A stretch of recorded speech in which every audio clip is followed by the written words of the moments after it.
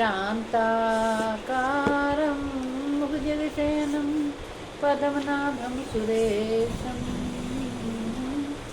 विश्वधारं गगनसदृशं मेघवर्णं शुभांगं लक्ष्मीकान्तं कमलनयनं योगी विद्यागम्यं वन्दे विष्णुभवहरं सर्वलोकैकनाथं यं ब्रह्मा वरुणेन्द्रुत्रमरुतः स्तुवन्ति दिव्यस्वैर्वेदैः साङ्गपदाकर्मोपनिषैर्गायन्ति यं सामगाः ध्यानावतिततेन मनसा पश्यन्ति यं योगिनो यस्यान्तं न विदुः सुरासुरगणा देवाय तस्मै नमः। भगवत गीता जी हिंदी में। हे अर्जुन, श्री कृष्ण भगवान बोले, यह आत्मा सबके शरीरों में सदा ही अवध्य है। इस कारण संपूर्ण प्राणियों के लिए तू शोक करने के योग्य नहीं है। श्री कृष्ण भगवान कहते हैं, तथा अपने धर्म को देखकर भी तू भय करने योग्य नहीं है, अर्थात तुझे भय नहीं करना चाहिए, क्योंकि क्षत्रिय के लिए धर्मयुक्त युद्ध से बढ़कर दूसरा कोई कल्याणकारी कर्तव्य नहीं है। हे पार्थ, अपने आप प्राप्त हुए और खुले हुए स्वर्ग के द्वार रूप इस प्रकार के युद्ध को भाग्यवान क्षत्रिय लोग ही पाते हैं। प्रभु कहते हैं, किंतु यदि तू इस धर्मयुक्त युद्ध को नहीं करेगा तो सब धर्म और कीर्ति को खोकर पाप को प्राप्त होगा, तथा सब लोग तेरी बहुत काल तक रहने वाली अपकीर्ति का भी कथन करेंगे। और माननीय पुरुष के लिए अपकीर्ति मरण से भी बढ़कर है। श्री कृष्ण भगवान कहते हैं, और जिनकी दृष्टि में तो पहले बहुत सम्मानित होकर अब लघुता को प्राप्त होगा, वे महारथी लोग तुझे भय के कारण युद्ध से हटा हुआ मानेंगे। तेरे बैरी लोग तेरे समर्थ की निंदा करते हुए तुझे बहुत से ना कहने योग्य वचन भी कहेंगे। उससे अधिक दुख और क्या होगा। श्री कृष्ण भगवान कहते हैं, या तो तू युद्ध में मारा जाकर स्वर्ग को प्राप्त होगा, अथवा संग्राम में जीत कर पृथ्वी का राज्य भोगेगा।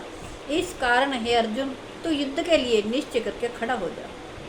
श्री कृष्ण भगवान कहते हैं, जय पराजय, लाभ हानि और सुख दुख को समान समझकर उसके बाद युद्ध के लिए तैयार हो जा। इस प्रकार युद्ध करने से तू पाप को नहीं प्राप्त होगा। श्री कृष्ण भगवान कहते हैं, हे पार्थ, यह बुद्धि तेरे लिए ज्ञान योग के विषय में कही गई, और अब तू इसको कर्म योग के विषय में सुन। जिस बुद्धि से युक्त हुआ तू कर्मों के बंधन को भली भांति त्याग देगा, अर्थात सर्वथा नष्ट कर देगा। इस कर्म योग में आरंभ का अर्थात बीज का नाश नहीं है और उल्टा फल रूप दोष भी नहीं है, बल्कि इस कर्म योग रूप धर्म का थोड़ा सा विकास साधन जन्म मृत्यु रूप महान भय से रक्षा कर लेता है। हे अर्जुन, श्री कृष्ण भगवान कहते हैं, इस कर्म योग में निश्चयात्मिका बुद्धि एक ही होती है, किंतु अस्थिर विचारों वाले विवेकहीन सकाम मनुष्यों की बुद्धियाँ निश्चय ही बहुत भेदों वाली और अनंत होती हैं। श्री कृष्ण भगवान कहते हैं, हे अर्जुन, जो भोगों में तन्मय हो रहे हैं, जो कर्म फल के प्रशंसक है, वेद वाक्यों में ही प्रीति रखते हैं, जिनकी बुद्धि में स्वर्ग ही परम प्राप्य वस्तु है और जो स्वर्ग से बढ़कर दूसरी कोई वस्तु ही नहीं है, ऐसा कहने वाले हैं, वे अविवेकी जन इस प्रकार की जिस पुष्पित अर्थात दिखाओ शोभायुक्त वाणी को कहा करते हैं, जो कि जन्म रूप कर्म फल देने वाली है एवं भोग तथा ऐश्वर्य की प्राप्ति के लिए नाना प्रकार की बहुत सी क्रियाओं का वर्णन करने वाली है, उस वाणी द्वारा जिनका चित्त हर लिया गया है, जो भोग और ऐश्वर्य में तन्मय अत्यंत आसक्त हैं, उन पुरुषों की परमात्मा में निश्चयात्मिका बुद्धि नहीं होती।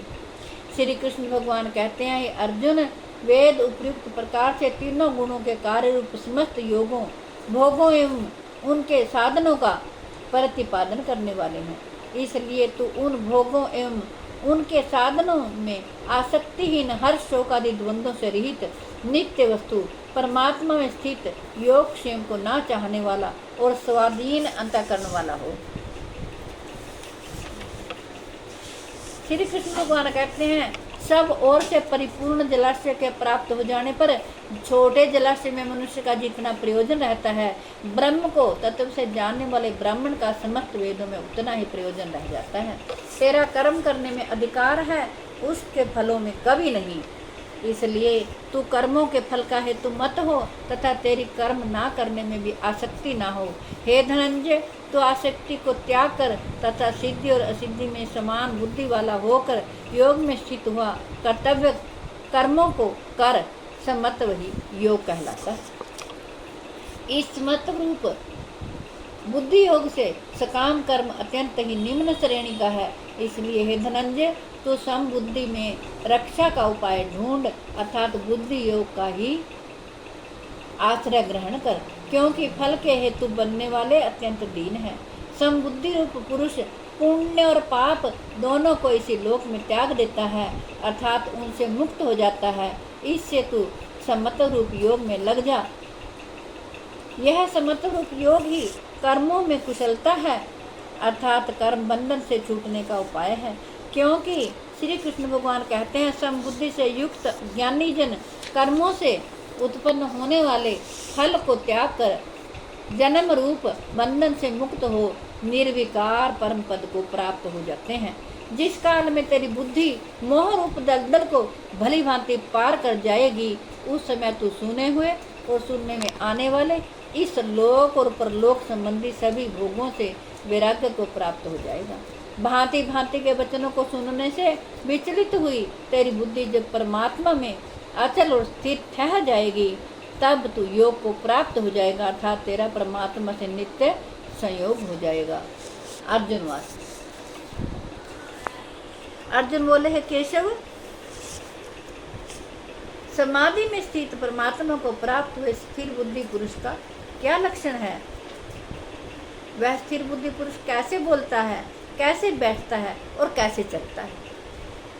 श्री कृष्ण भगवान बोले, हे अर्जुन, जिस काल में यह पुरुष मन में स्थित संपूर्ण कामनाओं को भली भांति त्याग देता है और आत्मा से आत्मा में ही संतुष्ट रहता है, उस काल में वह स्थित प्रज्ञ कहा जाता है। दुखों की प्राप्ति होने पर जिसके मन में उद्वेग नहीं होता, सुखों की प्राप्ति में जो सर्वथा निष्प्रिय है तथा जिसके राग भय और क्रोध नष्ट हो गए हैं, ऐसा मुनि स्थिर बुद्धि कहा जाता है। जो पुरुष सर्वत्र स्नेह रहित हुआ, उस शुभ या अशुभ वस्तु को प्राप्त होकर न प्रसन्न होता है न द्वेष करता है, उसकी बुद्धि स्थिर है।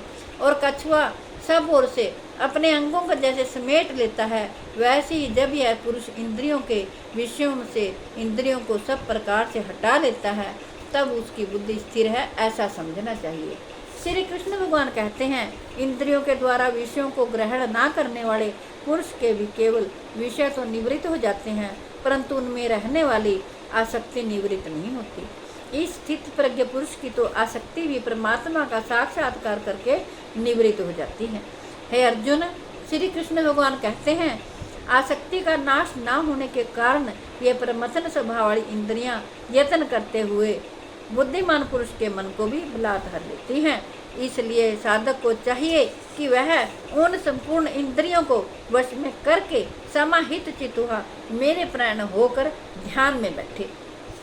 क्योंकि जिस पुरुष की इंद्रियां वश में होती हैं, उसी की बुद्धि स्थिर हो जाती है। विषयों का चिंतन करने वाले पुरुष की उन विषयों में आसक्ति हो जाती है। आसक्ति से उन विषयों की कामना उत्पन्न होती है और कामना में विघ्न पड़ने से क्रोध उत्पन्न होता है। क्रोध से अत्यंत मूढ़ भाव उत्पन्न हो जाता है। मूढ़ भाव से स्मृति में भ्रम हो जाता है। स्मृति में भ्रम हो जाने से बुद्धि अर्थात ज्ञान शक्ति का नाश हो जाता है और बुद्धि का नाश हो जाने से यह पुरुष अपनी स्थिति से गिर जाता है। परंतु अपने अधीन किए हुए अंतःकरण वाला साधक अपने वश में की हुई राग द्वेष रहित इंद्रियों द्वारा विषयों में विचरण करता हुआ अंतःकरण की प्रसन्नता को प्राप्त होता है। अंतःकरण की प्रसन्नता होने पर संपूर्ण दुखों का अभाव हो जाता है और उस प्रसन्नचित्त वाले कर्मयोगी की बुद्धि शीघ्र ही सब ओर से हटकर एक परमात्मा में ही भली भांति स्थिर हो जाती है। ना जीते हुए मन और इंद्रियों वाले पुरुष में निश्चयात्मिका बुद्धि नहीं होती और उस अयुक्त मनुष्य के अंतःकरण में भावना भी नहीं होती तथा भावनाहीन मनुष्य को शांति नहीं मिलती। और शांति रहित मनुष्य को सुख कैसे मिल सकता है? क्योंकि जैसे जल में चलने वाली नाव को वायु भर लेती है, वैसे ही विषयों में विचरती हुई इंद्रियों में से मन जिस इंद्रिय के साथ रहता है, वह एक ही इंद्रिय इस अयुक्त पुरुष की बुद्धि को हर लेती है। इसलिए हे महाबाहो, जिस पुरुष की इंद्रियों के विषयों से सब प्रकार से निग्रह की हुई हैं, उसी की बुद्धि स्थिर है। संपूर्ण प्राणियों के लिए जो रात्रि के समान है, उस नित्य ज्ञान स्वरूप परमात्मा की प्राप्ति में स्थित प्रज्ञ योगी जागता है। और जिस नाशवान संसारिक सुख की प्राप्ति में सब प्राणी जागते हैं, परमात्मा के तत्व को जानने वाले मुनि के लिए वह रात्रि के समान है। जय हो श्री कृष्ण।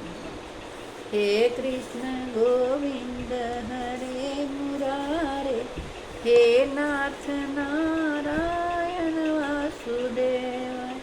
हे कृष्ण गोविंद हरे मुरारे, हे नाथ नारायण वासुदेव। मेरी आपसे हाथ जोड़कर प्रार्थना है कि आपके घर में भगवत गीता जी का पाठ जरूर होना चाहिए। अपने बच्चों को प्रेरित करें कि वो भगवत गीता जी का पाठ सुनें और पढ़ें। आपकी सुविधा के लिए मैंने संस्कृत के श्लोकों का हिंदी में अर्थ करके बताया है, ताकि आप सब इसे समझ सकें, क्योंकि संस्कृत के गूढ़ अर्थों का, शब्दों का अर्थ हमें अच्छी तरह समझ में नहीं आता सभी के। इसीलिए मैंने संस्कृत का हिंदी में अनुवाद करके आपको बताया है, समझाया है। मैं आशा करती हूँ कि आप सब इसका लाभ उठाएंगे। विश्व के कल्याण के लिए, जगत के कल्याण के लिए मैंने ये भगवत गीता जी का पाठ आपको सुनाया है। मैं आशा करती हूँ आप सभी इसका लाभ उठाएंगे, विश्व के कल्याण के लिए, जगत के कल्याण के लिए। जब तक मेरे तन में प्राण है, मैं आप तक भगवत गीता जी का पाठ पहुँचाती रहूँगी। आप प्रेम से सुनिए। राधे राधे। मिलती हूँ अगले वीडियो में। जय श्री कृष्ण।